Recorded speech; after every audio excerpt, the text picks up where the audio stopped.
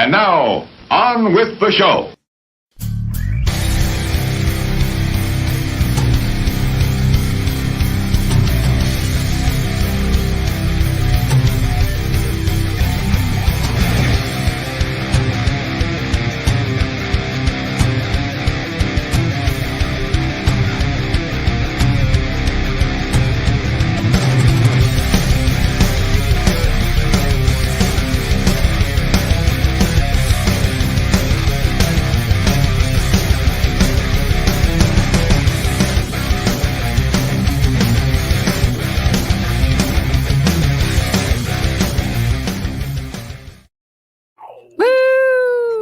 Super Bowl. What up, y'all? Super Bowl foosball is the devil.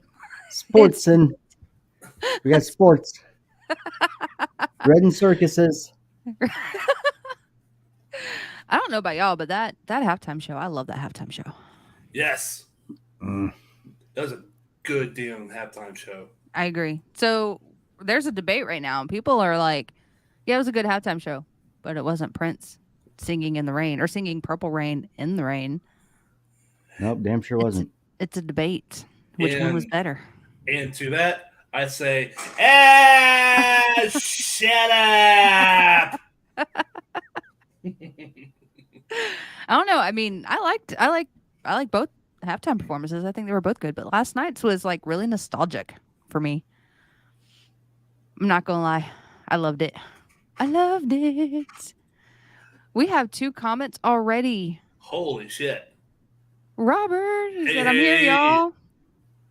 And then, of course, Danielle, she said, hey, friends.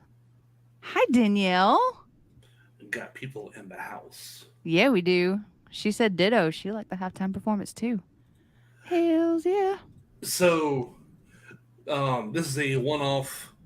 It's Monday night, isn't it? Yeah, it is Monday night. Yeah. Shit, I actually had to think about that. I did, too, for a second. It is. It's Monday. Just wanted to do a quick one-off, a quick little show, 15-20 minutes, not too long. You know, people got lives and bills and shit that they have to pay, and not listen to our drunk asses. Actually, I'm not drunk this time. Not yet. Not yet. I'm drinking Dr. Pepper. I have a massive headache, so I just got Dr. Pepper. Anyhow, the whole point of this is to kind of talk about our thoughts about the Super Bowl halftime show. I think we're mostly going to keep it to music. Oh, yeah. Mostly. Yeah, of course. Go Rams. But yeah, mostly to music, you know.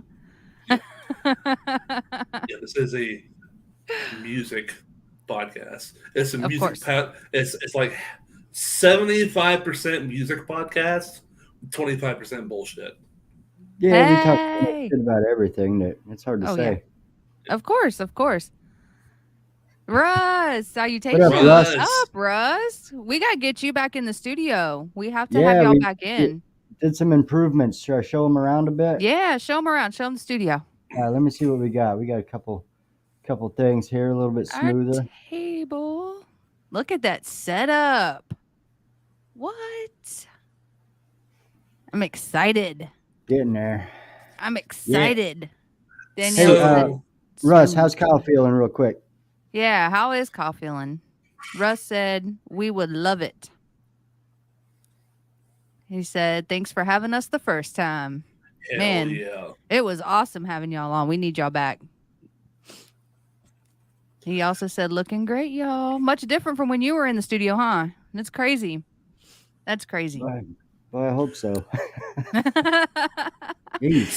Right. Jeremy busted his ass on that studio, y'all. I cannot stress enough how awesome Jeremy is for all of that. He's the MVP. Yeah, Danielle Harris gave props. She said, that's a dope setup. And Russ said he is doing much better. He's back at work and recoding again. Hell yeah, good. Awesome. Badass. Outstanding. So, yeah, go ahead, Rob. So I was going to say, before we get into the main topic, there are a lot of things going on in the world of the Off the Record podcast. We've been kind of talking about it a little bit off camera. Guys, do we want to go into anything about what's going on, or do we save that conversation for some other time? I think we'll save it for some other time, but we'll announce the next one coming up at the end. We'll keep y'all waiting. Keep y'all waiting. There's stuff going on. We got a lot of stuff going on. It's exciting. That's all I want to say about that. These couple of weeks. Oh yeah, for sure. So we basically wanted to. Danielle said, "Wow, teaser." I am such a tease. So basically, we want to talk about the halftime show because I don't know about you guys. It was very nostalgic for me. And to me, it did not disappoint. I mean, again, that whole debate that was going on, which was better? Was it this halftime performance? But it wasn't Prince and Singing in the Rain to Purple Rain. And I think both performances were amazing. But we want to talk about last night's performance because it was last night. So there was this meme that was going around, and it kind of made me laugh a lot because I fell into that. But it was this meme that was going around along the lines of, Gen X's are going to find out who their parents really are.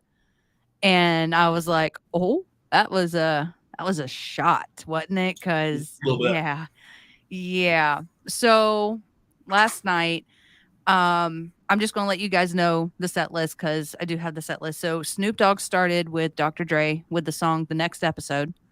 And then it was Dr. Dre and Snoop Dogg did a tribute to Tupac with California Love, where Dre did his part.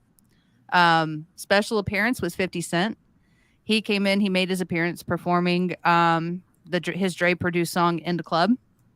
And then Mary J came next performing Family Affair and No More Drama. And then Kendrick Lamar performed Mad City and All Right. And then Dre, Kendrick Lamar, and Eminem did a little of Forgot About Dre before Eminem came in with a part of Lose Yourself. And then Dre, Snoop, Mary, 50, Kendrick, and Eminem finished with Still DRE. So that was pretty much the set list of kind of how that went down. And it was rumored that not only 50 Cent, but that Ice Cube was going to make a special guest appearance as well. But that was never confirmed. And Ice Cube wasn't a part of the halftime performance. So I don't know what happened. I didn't read anything about why Ice Cube wasn't there, but I think that would have been pretty badass if he would have showed up. That would have been like part of NWA right there. I was really hoping that Ice Cube was going to make an appearance. Oh, yeah. And also to what Titus just said. Just for everybody listening who's not watching, Titus has a very good point. He said, I was waiting for Tupac to come out and say, surprise, I'm alive. Surprise, bitch. Motherfucker. Surprise, motherfucker. I had heard, they did the Tupac hologram a couple of years ago, and I had heard that they were going to do that again. I thought they fucking should have done it again. Yeah. It would have been too appropriate. Yeah. So there was also one little thing about the halftime performance that a lot of people didn't pick up on, but the drummer that performed with Eminem, that was actually Anderson .Paak. Yep. Yes. And he's an American rapper, singer, songwriter, record producer, and of course a drummer. And yeah, so there's like lots of little surprises, a lot of little nods and kind of tip of the hats that were given to during the halftime performance, which I thought was pretty badass. But yeah, that was crazy. It was very nostalgic. I think I watched the YouTube video. I'll post it on our Facebook. I think I already posted it on our Facebook, so you guys can see the video again if you want to. But I think I've watched it by now at least 42 times. Have you really? Yeah, I've watched it Holy a lot. Shit. And it was funny because when I was watching it, my oldest son came into my office and he saw what I was watching. So he goes off to his room, and next thing you know, I hear the Dr. Dre, notorious piano keys. And I was like, is he listening to Dre? Like, what is he doing? And then it switched to Eminem. And I was like, yeah, he's in there listening to what I was listening to for the halftime performance. I thought it was pretty funny. Raising them right. I'm waiting for NWA to show up on his playlist there. Next thing you know, I'm going to hear, Dope Man or something. Like, yep, that's my kid. What about you guys? What'd you guys think? overall, because I know that we talked about halftime performances before, and Jeremy made a really good point about Red Hot Chili Peppers and how disappointing it was because they weren't even plugged in or even attempted to look like they were plugged in. So, what did you guys think? Yeah, all that shit was lip sync last night. I'm kind of assuming that it was all lip sync, given the status quo of how Super Bowl shows are run. However, the guitars were plugged in. Everybody was wearing the inner ear. Oh shit, Monitors. Jeremy, thank you. Inner ear monitors. Everybody was wearing inner ear monitors. The only thing was Anderson's drums were not mic'd at all. Yeah. Okay, yeah, they could have had inner microphones inside the drums, but like the cymbals, there was no mics on the cymbals. But there was a second set of drums. So I don't know. Yeah, to me it seemed like Mary J was really singing because you could hear her breathe. And I did pick up on that. And whenever she screamed, that definitely was not part of the original song. Right. And she fell back and you could hear a slight thud. That's that thud. Yeah, when she fell back. So I don't know if they were all lip syncing, but I don't think Mary was, in my opinion. I don't think 50 was lip syncing either. 50 was. 50 was. That was he? Confirmed that he did lip sync. Okay. Yeah. Okay. Russ said definitely all lip synced. It is an NFL requirement from what I understand. Titus said that is what I thought, but liked it. Tammy said Mary J. The bomb. Yes. Robert said I think it's pretty common for the Super Bowl. And Danielle said I think Mary killed it. She looked phenomenal as well. Yes, she did. Yes. I was like, get it, girl. She looked great. And then Robert said, I don't really have a problem with it. I kind of do. Yeah. Yeah. I can see that. You could tell that the guitar players weren't playing the actual part. Bass players weren't playing the actual part. The drummer was way off. But as far as them lip syncing, I don't give a fuck. It doesn't matter, man. It doesn't matter. It's not a live show at that point, though. Right. No, it's not. But they also can't afford any mistakes. They can't afford no motherfuckers out of Snoop Dogg's face because that's how the song was actually written. You know what I mean? Yep. So you can't. Yep. Yeah. Russ has a good point. He says a lot family friendly. Exactly. Russ said a lot of times in these large performances, so they perform with a line mix and a pre-recording. So they mix the live vocal underneath the pre-recorded. Okay. That makes sense. That makes sense. Which is how you could still hear her breathing and falling out. That makes so much more sense. And supposedly, well, not supposedly, but Dre actually put up millions of his own money to produce the show, and the entire halftime performance was basically his idea from what it would look like and how it would be executed. So whenever any halftime performance, the artists are the ones that pay to play, and he paid millions of his own money to be able to do this, and he said that this has been a long time coming, and that was just kind of his thing. So but yeah, I thought that was pretty cool. And Eminem said that he was in awe over Dre's vision of how he wanted this halftime to go. So I thought it was pretty cool. And another fun fact, Eminem owns his own restaurant in Detroit called Mom Spaghetti. So he actually opened up a pop-up restaurant and kind of bringing a taste of Detroit to LA. And he did his own little pop-up restaurant so everybody could have some Mom Spaghetti. I thought there was also no spaghetti on his sweater. There really wasn't. You guys noticed this, but I'm starting to think he's full of shit. He's not really known for loving his mom. Touche. That is very, very true. And I'm sorry. Go ahead, Jay. Oh no, go ahead. No, I didn't mean to interrupt you. No, I was just going to read another fun fact. Go ahead. Nope, fun fact away. The show was actually represented the highest wattage outing in years from a Super Bowl. That basically everybody knows that with the Super Bowl and with the halftime show, it's kind of struggled to match the viewership numbers and that it once did years ago. Well, apparently this one had the highest wattage outing in years. More people tuned in to watch this halftime performance than past halftime performances. Damn. It's all sales. That's all they want. All sales. They All they sales. know they've been losing money for years, so you Yeah. got to do something. That's true. That is very true. And the NFL representatives it was reported that NFL representatives basically micromanaged the presentation, and a source to Dre said that he felt disgustingly censored, and they apparently took aim at a line that he does in Still DRE, where he says that he is still not loving police. Right. And basically, in addition to that, Eminem was asked to not do a Kaepernick style kneel on stage.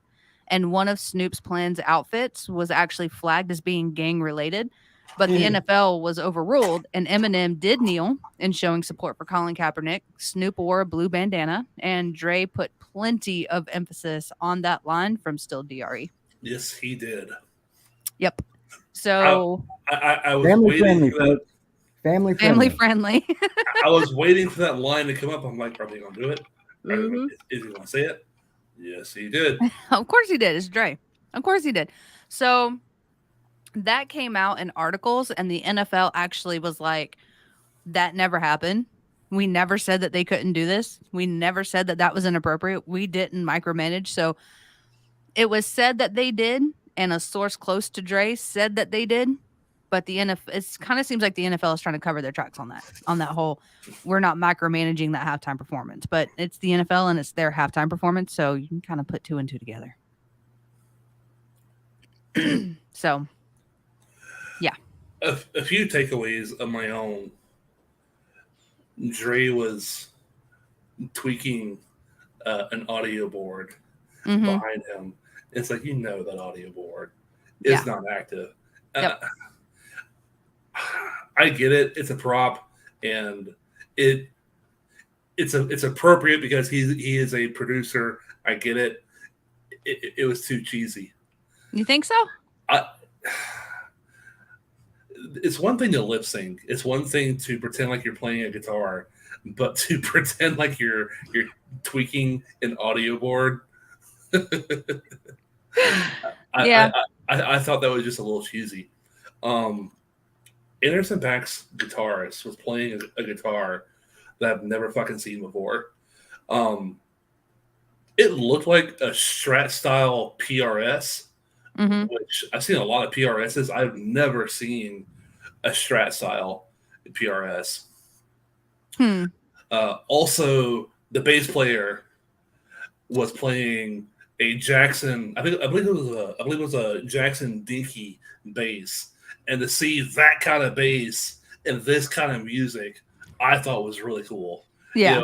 A Jackson is a very metal, kind of bass and guitar maker. So to see that kind of bass, I thought was really cool.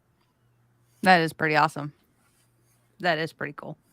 I don't know. I really liked it, and I know for all you sound people out there, they actually had 14 custom wheeled carts loaded with 6 JBL VTX A12 speakers and 2 VTX S28 subs per cart that they used for the halftime performances. I saw that. I saw the white monitors that were up on stands or whatever. I was wondering if those were live. So apparently they were.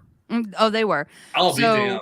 So basically, let me see. It says there were 4 more carts with 4 VTX S28 subwoofers in each, plus 4 other carts carrying 2 PowerSoft M-Force 30-inch drivers each, all deployed in an elliptical array of the field, and along with the 44 VTX 28s in the installed venue system, the SoFi Stadium literally rumbled.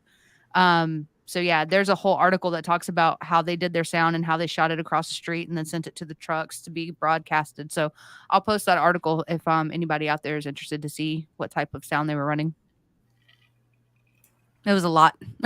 It was a lot. And that's not including the house system for SoFi Stadium. So yeah, it was a lot. From an entertainment perspective, I thought it was the best. Um, that's my opinion. Yeah. That's just my opinion. I just thought it was great. Mary J. Blige and Kendrick. Kendrick Lamar. I mean, I'm not their biggest fans, but definitely Dre, Eminem, Snoop. You know, I remember being a very young kid listening to their music. Mm-hmm. So it was very throwback and nostalgic for me. Yeah, it definitely was. I don't not like Kendrick, but I don't not like Kendrick. Like I just I haven't heard enough of his stuff to make my own opinion of if I do like him or not. So after last night's performance, it does make me want to go listen to his stuff to see if I am a fan or not. Yep. If that makes sense. So that was, I mean, I heard his song Humble. You know, Be humble, sit down, be humble, sit down. I was like, to that song. But I definitely want to go after last night's performance. I definitely want to go back and listen to his stuff and see if I would be a fan. And Eminem actually went out on record and was like, Kendrick Lamar is one of the best lyricists I've ever met. So if Eminem is given that type of props, then that definitely makes me want to go listen to his stuff. Yes, it does. So I'm definitely, that's on my to-do list. I might do it tomorrow, put on some headphones while I'm working. I think I'm going to do it. And I'll let you guys know on Wednesday. And speaking of Wednesday, Jeremy, would you like to do the honors? Sure, yeah. I thought the halftime show sucked. Are we still talking about that? We can, yeah. Yeah, I mean, there was three good takeaways. I skimmed through it real quick. Yeah. The 64 Impala. It's always nice to see one of those on a football field. Of course. 50 Cent dancers, they were fun. And the lack of thigh gap on Mary J. Blige, that's a good time. I was actually thinking, so that thing's a big bowl. Well, what happens to the people on the other side that isn't seeing all the shit that's going on the other side? I guess they just have to watch the TVs. Yeah, I thought the same thing. They would have to watch the monitors. They'd have to watch the big screen. They should have made that whole stage assembly that they were all dancing and getting down on rotate at about 45 miles an hour. Whoever hangs on, Dre right in the middle, Mom's spaghetti flying everywhere. Now that would be entertaining. That would be like an adult version of a merry-go-round. Exactly. That would be fun. Tammy said funny. I said the same thing. Titus said, "Yep." Yeah, I didn't think it was overly impressive. I don't see what the big fucking deal was. I don't get it. I mean, first of all, NFL, throw out all that family-friendly horse shit. Pitch it. Yeah. We're done. Agreed. Yeah. And holy shit. Politicians and musicians and fucking corporations, you guys all just knock it off. Knock it off with all that stupid shit. We all made up our mind. We know what we do. Just shut the fuck up with all that kneeling crap and everything else. Knock it off. Agreed. Russ said, bonus points for catching the mom spaghetti on the fly.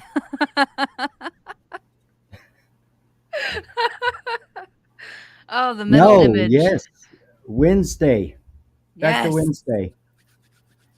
We have Dustin Blake from This Dying Breed coming in studio. It's gonna be dope.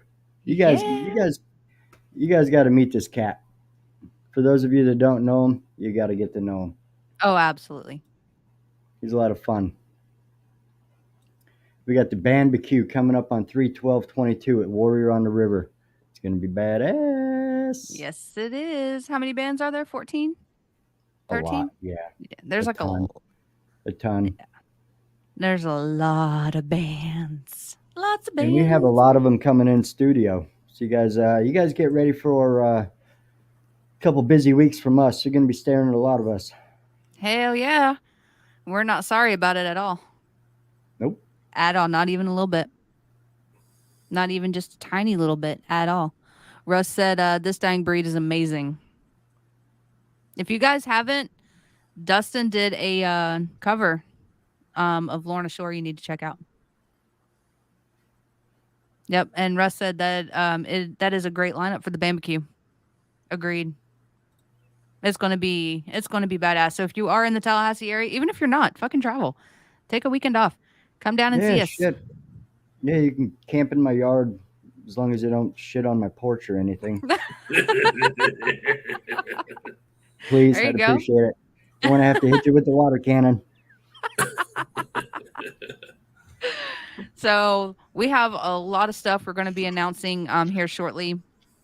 We don't want to give away too much, but we do have a lot of the bands that are going to be on the barbecue are going to be coming in, like Jeremy said. So be sure you pay attention to our Facebook, pay attention to all the things, and be sure to jump on, say hey. Make sure you come in the chat and interact with the people who are going to be in the studio, and check out the new studio. God, I can't get over how great of a job you did, Jeremy. You did an amazing job. It's gonna be badass. Look at that, y'all. That is amazing. I'm so excited. Y'all are gonna love it. It is. Y'all get to see the studio.